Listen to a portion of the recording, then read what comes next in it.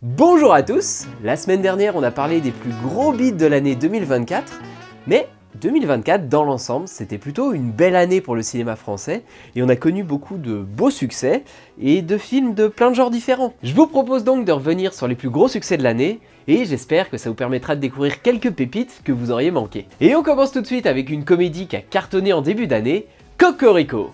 Christian Clavier joue un riche aristocrate de la famille des Bouvier sauvages.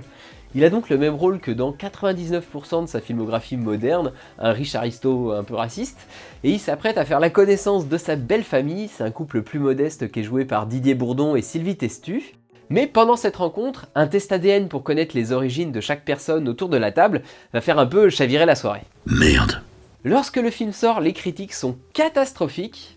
Et pourtant, ça n'empêche pas le film de cartonner, plus de 500 000 entrées en première semaine, et le film va bénéficier d'un très bon bouche à oreille qui lui permettra d'atteindre 1,9 million d'entrées en fin de carrière. Le film a un petit air de qu'est-ce qu'on a fait au bon Dieu, parce qu'il traite de nos origines, de nos stéréotypes un peu racistes. Et puis, il y a Clavier au casting, et ça, c'est toujours l'assurance de ramener un peu de monde dans les salles. Contrairement à d'autres acteurs qui vont tourner dans 4, 5, voire 6 films par an, Clavier, il se limite à 2 au maximum, ce qui fait que quand il y a un nouveau film avec Christian Clavier qui sort, c'est quand même toujours un petit événement.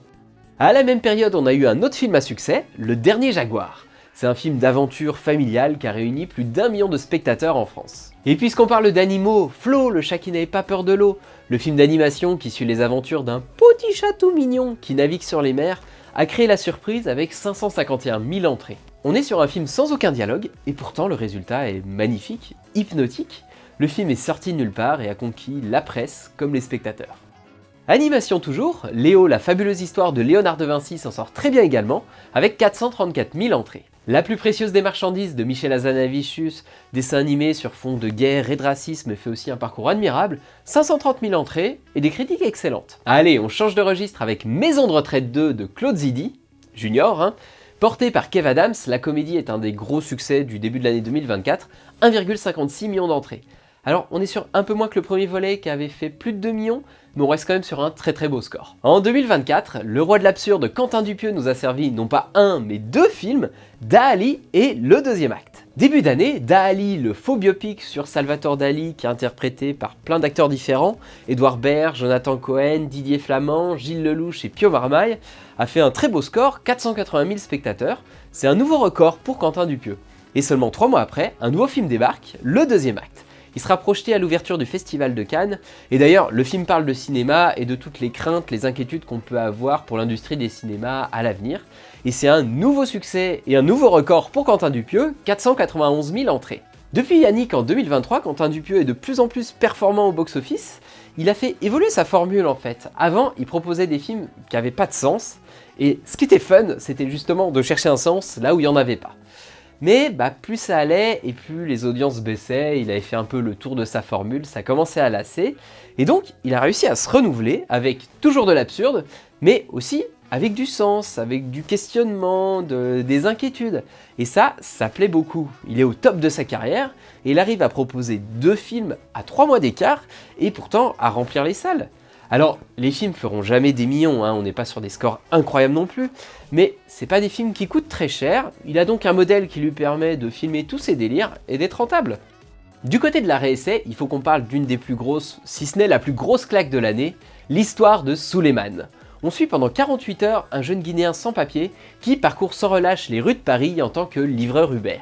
Le film est pensé comme un thriller et il est captivant de bout en bout, et malgré un thème qui est quand même pas très original de prime abord, la justesse dont il fait preuve et la prestation incroyable de l'acteur non professionnel et lui-même demandeur d'asile Abou Sangaré font du film un excellent succès en salle, 530 000 entrées. Monsieur Aznavour, le biopic sur Charles Aznavour avec Tahar Rahim dans le rôle titre, est réalisé par Grand Corps Malade, a très bien fonctionné en salle, plus de 2 millions d'entrées. Et pourtant, ça partait mal, les critiques presse étaient pas bonnes du tout, le film était jugé trop linéaire, mais il a su parler aux spectateurs. Faut qu'on passe à la vitesse supérieure. Les photos, les chansons et... Un arménien. Nico le petit renne, Mission Père Noël, a charmé petits et grands, plus de 400 000 spectateurs. Ouais, me remerciez pas, je suis sûr que cette info va changer votre vie. Quand vient l'automne, le drame familial de François Ozon s'en sort plutôt bien, 674 000 entrées. Le film parle de l'éloignement qui se crée entre les parents et leurs enfants une fois adultes, Le pitch de base est assez rigolo, c'est une grand-mère qui cuisine des champignons pour son petit-fils, mais le petit-fils fait une intoxication alimentaire et est hospitalisé, et donc la maman utilise ce prétexte-là pour prendre ses distances avec la grand-mère. En 2023, le réalisateur avait signé Mon Crime qui avait dépassé le million. Bon, ici on n'y est pas, mais on reste quand même sur un beau score dans l'absolu.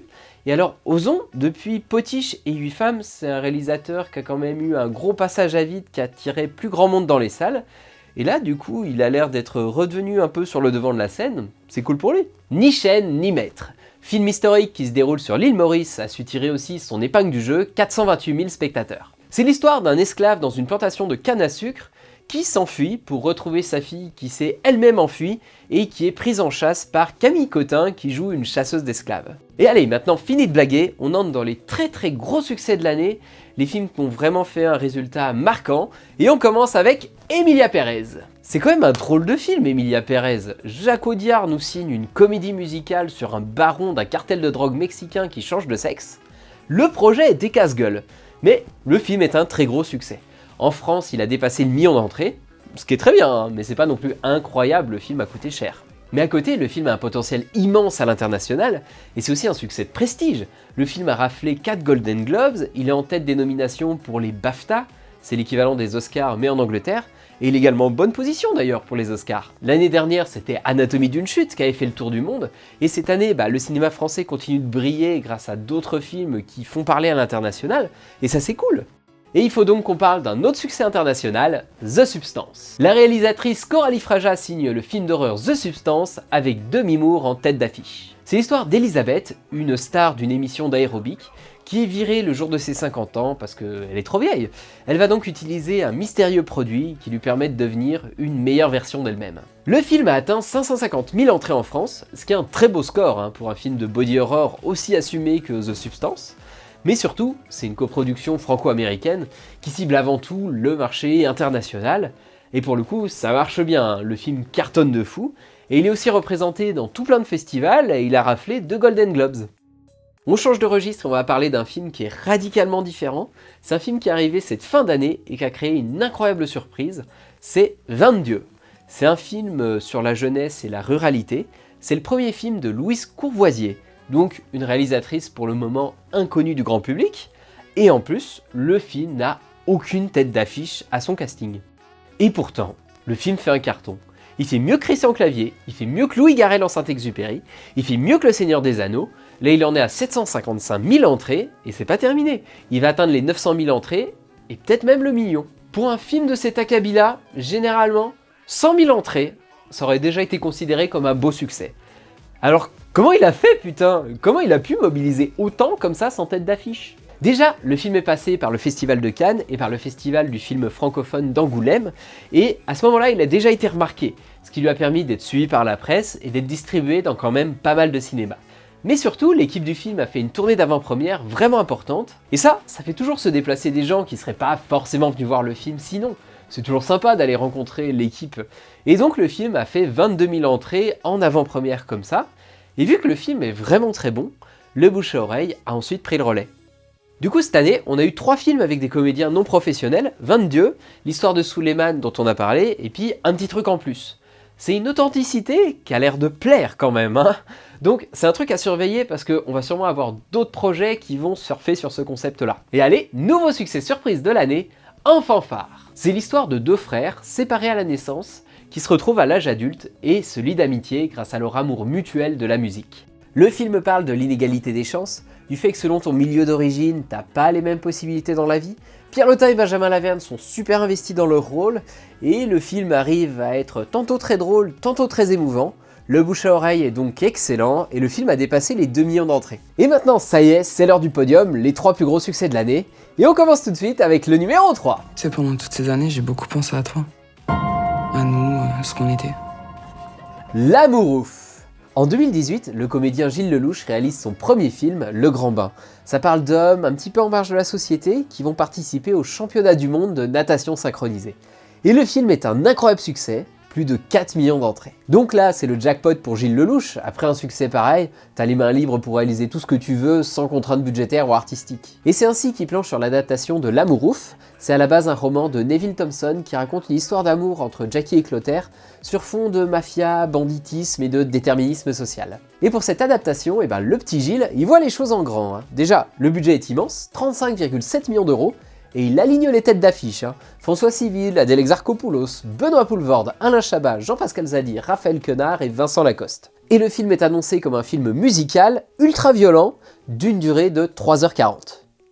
Ah ouais, quand même. Et c'est ainsi qu'en mai, le film débarque à Cannes et est présenté en compétition, et c'est la douche froide. Les critiques sont très mitigées, le film est alors un peu retravaillé, pas mal de passages musicaux sont retirés, et le film fera finalement 2h40.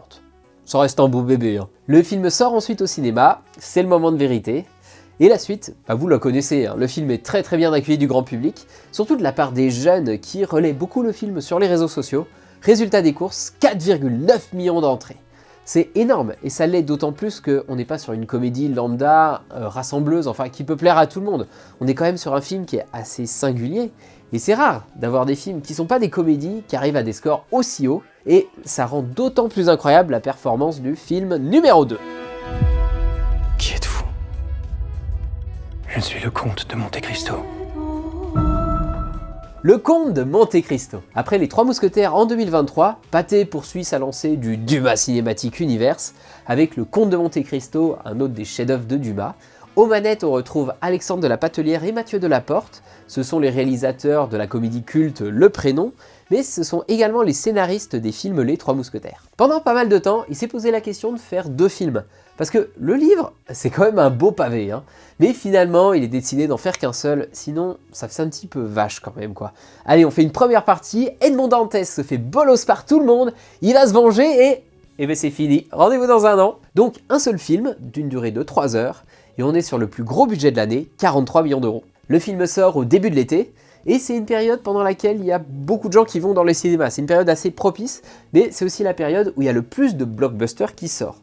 Donc c'est un peu la période, ça passe ou ça casse. Faut être sûr de son coup, et là où le Comte de Monte Cristo a eu de la chance, c'est que cette année, côté blockbuster, c'était faiblard. On avait Vice Versa 2, c'est quand même pas le même public. Deadpool x Wolverine, c'est pareil, pas vraiment non plus, c'est pas le même délire. Furiosa, Alien Romulus, ils se sont pris un méchant gadin, ils étaient quasiment plus à l'affiche. Largo Winch, lol. Et donc, le film a eu le champ libre. Il serait sorti l'année dernière, il aurait peut-être été complètement effacé par le Barbenheimer. Ici, au contraire, c'était clairement le film qui se détachait du lot. Et donc, cette absence de concurrence, ça lui a permis de très bien démarrer son exploitation. Et ensuite, ça fait jamais tout, hein. C'est le bouche à oreille qui a fait le reste. Le film est super bien accueilli, il est jugé particulièrement impressionnant. Les décors sont dingues, les acteurs se donnent à fond, le rythme est très bien géré, ce qui nous donnera 9,3 millions de spectateurs. C'est vraiment un score colossal, hein. Ça en fait le 15e plus gros succès français de tous les temps. Juste devant Le Dîner de cons. Juste devant... Excusez-moi, il faut vraiment que j'arrête de faire de l'humour. Donc, score énorme pour Monte Cristo, mais cette année, il y a un film qui a réussi à faire encore mieux. Je fais du suspense, mais ça sert absolument à rien, hein. Même si vous habitez dans une grotte, vous voyez très bien de quel film il s'agit. Bon, on fait quoi du coup? Les comme eux là. Alors.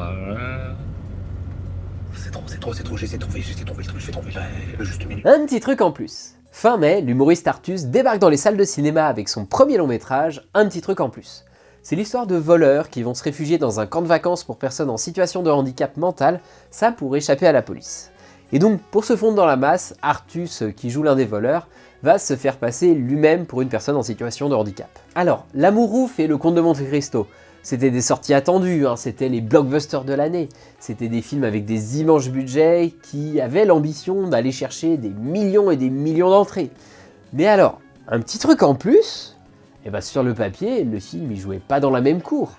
Et pourtant, dès son premier jour d'exploitation, c'est le raz-de-marée dans les salles. 279 000 entrées juste son premier jour. C'est colossal, il y a tellement de films qui atteignent jamais ça de toute leur exploitation. C'est le 2e plus gros démarrage d'audience de tous les temps, juste derrière Bienvenue chez les Ch'tis. Et ensuite, la hype ne s'est jamais arrêtée. Le film a fait 1 million en une semaine et il ira jusqu'à cumuler 10,7 millions d'entrées. Et ça pour un budget plutôt petit, hein, 6,1 millions d'euros. Mais alors, pourquoi un tel succès ? Déjà, le handicap, c'est quand même un sujet qui parle à beaucoup de gens et qui généralement plaît beaucoup au cinéma.